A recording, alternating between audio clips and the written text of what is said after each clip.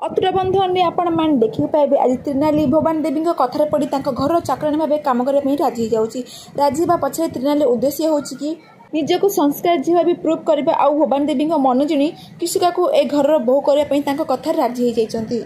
आज जिते त्रिनाली भवानी देवी घर को जाऊँगी आ त्रिनाली कहूँ ए घर हो मंदिर सह सामान तेणुक घर भीतर को चप्पल पिंधि जावाटा ठीक हेबनी। आ भवानी देवी त्रिनाली को हसिकी कहूँ कि तुम भली छोट लोक मैंने एमती विश्वास रखती खास कर से तुम मैंने तो पछे रही जाओ।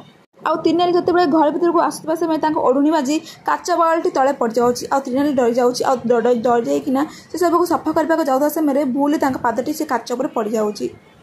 पादरू बहुत रक्त बाहर अवस्था त्रिनाली जो घर भीतर को जाऊँगी मल्लिक कह मैडम जमी नुआ बो घर भीतर को प्रवेश कला बेले अलता मारी लक्ष्मी पाद पकाए यही तो ठीक से भाया पाद चिन्ह पड़गला।